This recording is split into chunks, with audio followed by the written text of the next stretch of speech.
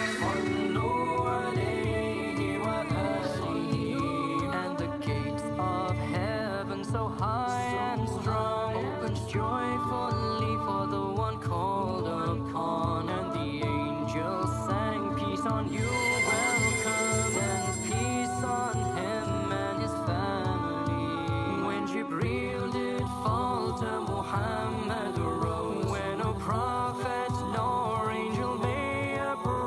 So beloved to the beloved return, send peace on him and his family. Assalamu alaikum. My name is Ismail Chartier. I was raised Irish Catholic in a neighborhood called Hell's Kitchen, Manhattan, which when I was a kid was a very bad neighborhood. It was full of drug use. The Irish mafia ran it with an iron fist, and if anyone got in their way, people were dealt with. My mom and dad are both first-generation Irish American, and me and my brothers are second-generation Irish American, which comes with a lot of culture and heritage that you have to learn. It's wajib, huh? It's mandatory, obligatory that you learn what it means to be Irish. The culture, the dancing, the music, the hatred of the English occupation of Northern Ireland, especially when your family's from Belfast. I wrestled from the time I was 5 years old to the time I was 20 years old. That's who I was. It was my identity. It was everything I was this. I was known as Brandon the Wrestler. That's who I was. I was a 4-time state wrestling champion. I was in university, at the University of Arizona, and I was on the wrestling team. And I got hurt really, really bad. I hurt my back, and I couldn't wrestle anymore. And I remember the day that the trainer and the coach brought me in to their office, and they said, you're finished, you can't do this anymore. And when I couldn't do that anymore, I didn't know who I was. And all I felt was pain and anger. And I wanted the world, not just a certain individual, but the world, to feel as much pain that I felt. I was raised Irish Catholic, but I could never get one God out of 3. It was always 3.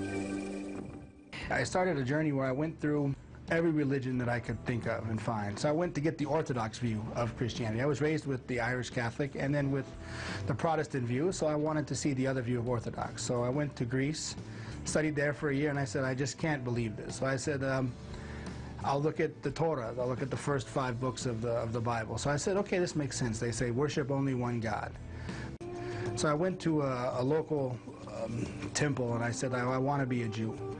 And the rabbi, he said, is your mother Jewish? I said, no, my mom is not Jewish. And he said, are you going to marry a Jewish girl? And I said, well, if you have one, bring her out. We'll see what happens. You know, if we like each other, we'll see how it goes. He didn't like that. He asked me to leave.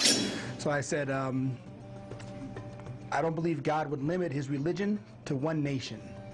I think God would want all of the creation, all of mankind, to experience salvation, to experience liberation in worshiping him. So then I went through all the religions. I spent a year in Nepal studying Buddhism and Hinduism. So as I walked by this little section in the university library called the Islam, it was really this big. It consisted of like 8 books, you know. So I said, well, this is something I don't know anything about. So they had books by Elijah Muhammad, they had books by Rumi, they had books by Ghazali, and then they had the Quran. They had the Musaf in English. So I said, this is the book that Muslims follow. This is the book that they claim to follow. So I'm going to read this book. And I've based my decision about Islam on this book. I studied the Arabic language. I read the Quran. I came back to my wife, and I looked at my wife and I said, I couldn't be a Christian anymore. I want to be a Muslim. I'm going to be a Muslim. I'm going to change my religion, and I'm going to start now. And she said, okay, whatever.